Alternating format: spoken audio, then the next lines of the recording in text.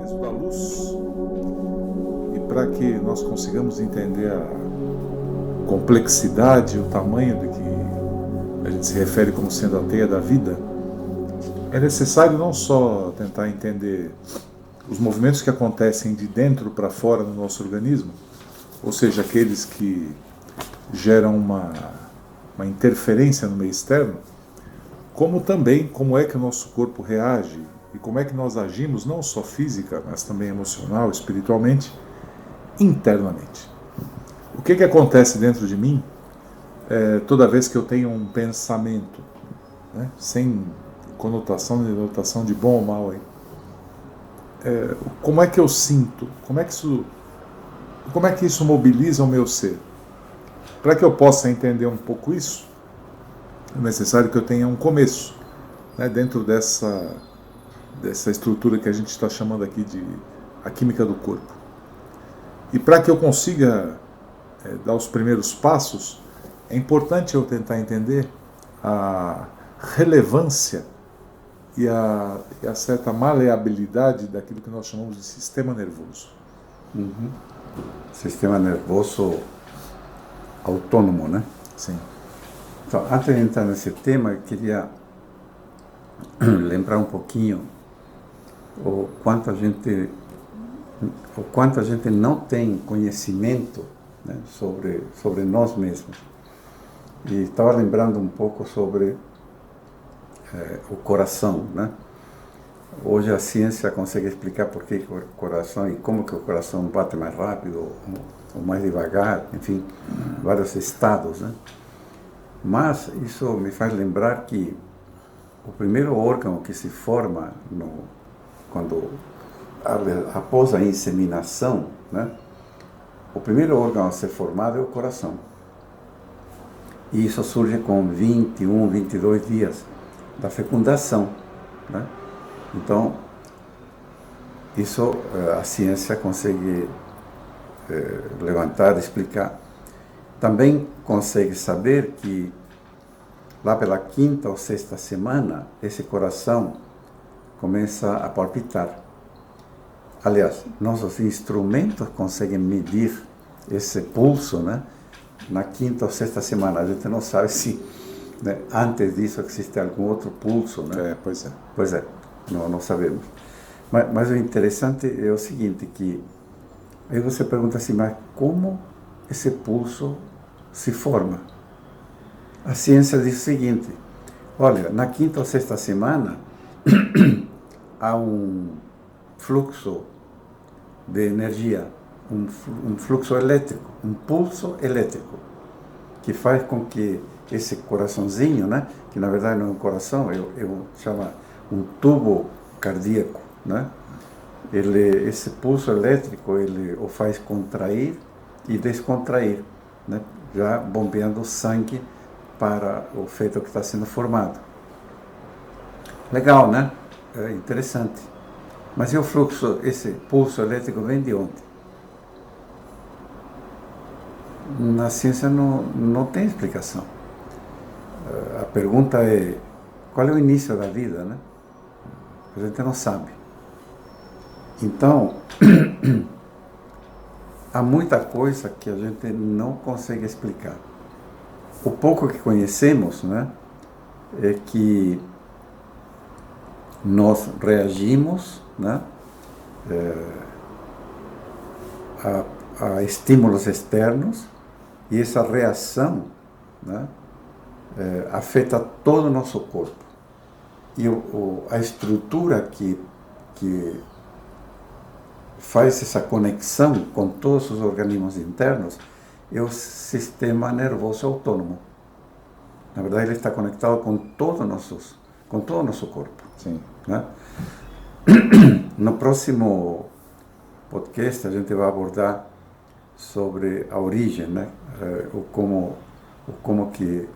Porque na verdade o sistema nervoso autônomo, ele é um transmissor, né? Ele não é a origem, mas ele transmite essa frequência vibracional para todo o nosso organismo. E esse sistema nervoso autônomo está formado de de dois sistemas, né? O sistema simpático e o sistema parasimpático. A gente sabe que o sistema simpático ele reage, né, com estresse, né? E o sistema parasimpático ele reage, né, com a questão da calma, da tranquilidade, prepara o corpo para isso, na verdade. Então, por exemplo, diante de estresse, né, o sistema simpático transmite informação para todos os órgãos, preparando-os para quê? Para a luta, ou para fugir, ou para uma ação intensa, né? Então, por exemplo, a gente sabe que o sistema simpático, ele, por exemplo, diante de uma informação estressante, faz o coração palpitar mais rápido, né? Há uma contração de muitos órgãos, há recuos circulatórios,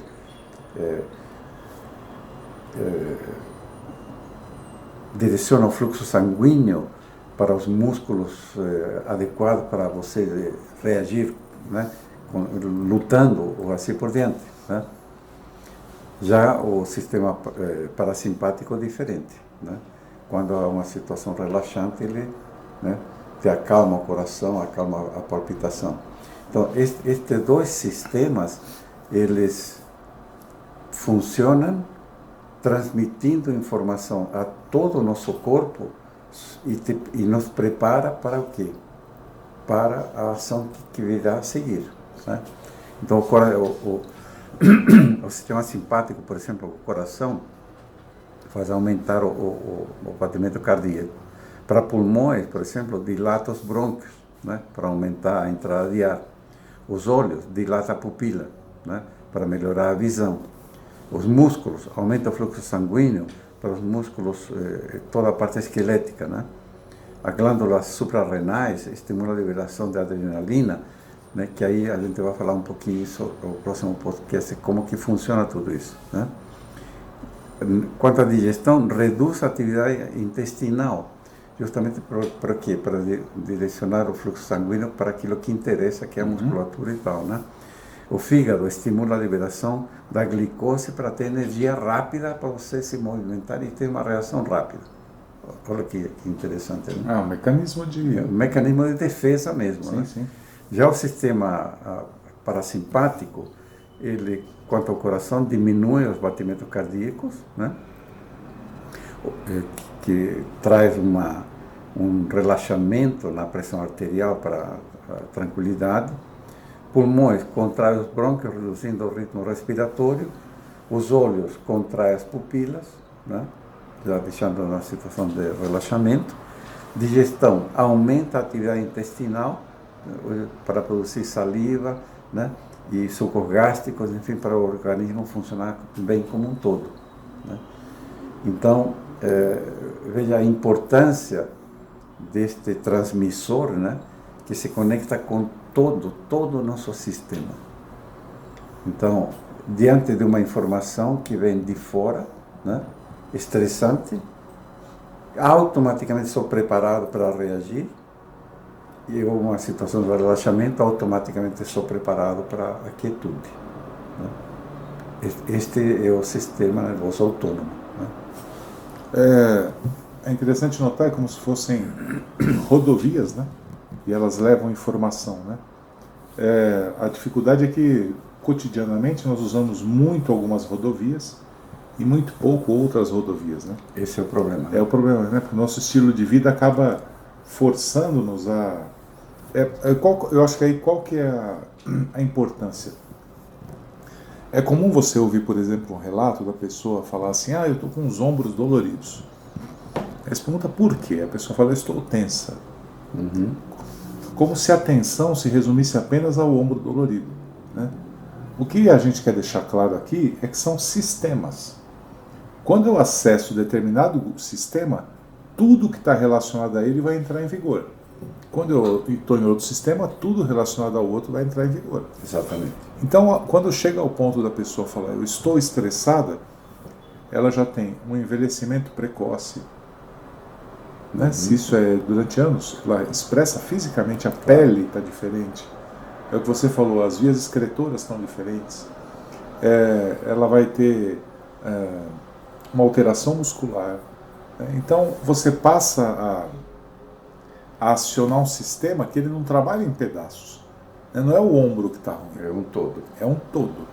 E da mesma maneira, quando você, por algum motivo, entra num outro sistema, que é um sistema talvez de mais calma, de menos guerra, de mais contemplação,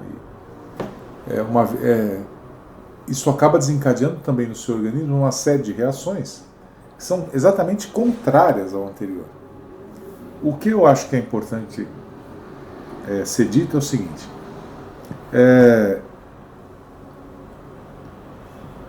as reações, o mundo externo, ele vai propondo desafios e vai propondo situações para nós para que eu possa reagir a elas. O que vem de fora para dentro não condiciona a minha reação de dentro para fora. Não há esse condicionamento. Então, diante de um conflito, por exemplo, eu vou agir ativando o sistema simpático. Porque, literalmente, eu vou para a guerra.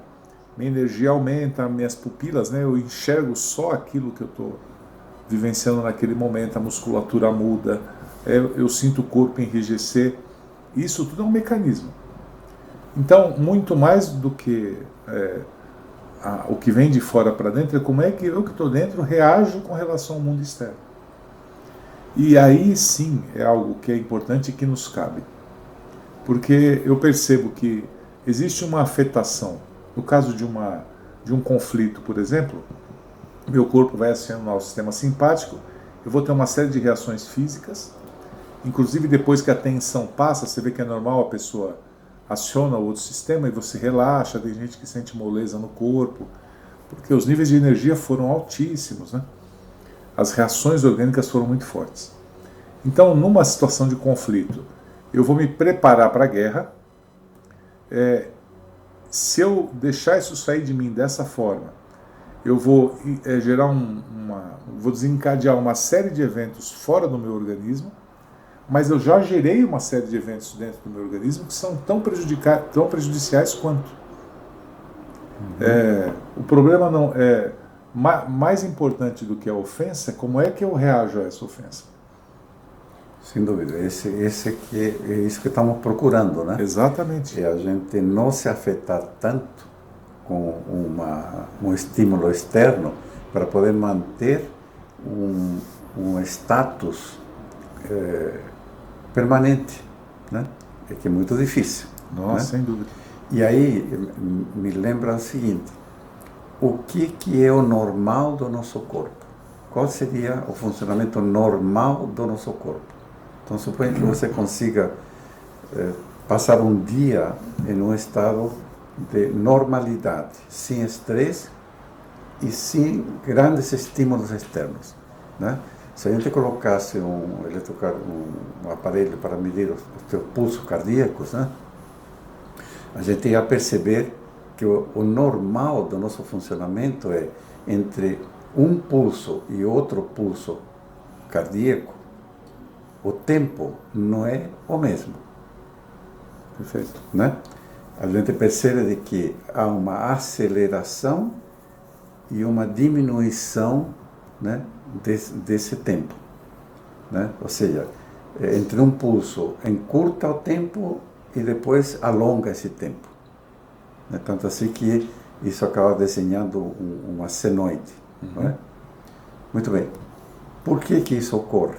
Em um estado natural, um estado de repouso, nossa velocidade do pulso cardíaco não é constante. Ele acelera e desacelera. Justamente porque funciona igual que um pêndulo de um relógio. Ora o sistema simpático funciona, ora o sistema parasimpático funciona. Ou seja, ele recebe cargas de adrenalina suave ou cargas de hormônio de HEA suave. Isso faz com que nosso corpo funcione de forma acelerada ou desacelerada em ritmo natural. Isto seria o normal, sem a gente se afetar. Agora, uma vida estressante faz com que sempre teu coração esteja batendo rapidamente, porque há uma descarga de adrenalina muito grande, né? A gente vai ver por quê. Quem gera essa adrenalina? De onde vem isso? Né? No próximo podcast a gente vai falar isso. Mas nosso corpo, então, veja, o normal seria ele estar nessa condição, né, de equilíbrio, igual que o pêndulo de um relógio, para a direita e para a esquerda, né? Acelera, desacelera, e não sempre acelerado no caso do estresse. Isso provoca um desgaste, né, em todo o nosso sistema que você está falando, não é só um elemento, é todo o sistema passa a ser então, isso que você falou é bom, porque a gente tem a noção de aquilo que nos ativa é ruim. Não é verdade, né? Pelo contrário, faz parte do sistema nervoso autônomo, e ele é autônomo porque ele age sozinho, inclusive. Nós podemos influenciar o funcionamento dele, mas por si só ele trabalha. Então o sistema nervoso autônomo ele vai acabar, de uma certa maneira, servindo como referência para a gente, né? Como ponto de referência. Então, tanto faz se você está mais relaxado ou mais estressado. Isso faz parte do mecanismo. Exatamente. O desequilíbrio vai surgir quando você concentra ininterruptamente só numa estrutura. Exatamente. Então você já acorda já pilhado, né? Que eu tenho que pegar a condução porque está chovendo ou vou acontecer tal coisa. Aí você sai dali. Então assim, você desencadeia uma sequência de eventos e aí não adianta tentar relaxar no fim de semana. Não. Porque você não controla. Então, essa é uma boa pergunta, né? O que poderia controlar isso? Como controlar esse fluxo, né? Como equilibrar, se você está num estado de estresse, como que você reequilibra o teu sistema simpático e parasimpático? Só tem uma chave para fazer isso, que é a respiração. Exatamente. Ok? Inclusive, eu em estado calmo, tranquilo, se eu quero acelerar meu corpo, é só ter respirações curtas e rápidas. Pode ver. Pode medir tua frequência cardíaca, se você começa, inspira, expira. Rapidamente, você aumenta a tua frequência cardíaca imediatamente. Se você quer acalmar, respira lento e profundo, né? A única chave de manejar o sistema simpático e parasimpático é a respiração. É isso aí. Perfeito.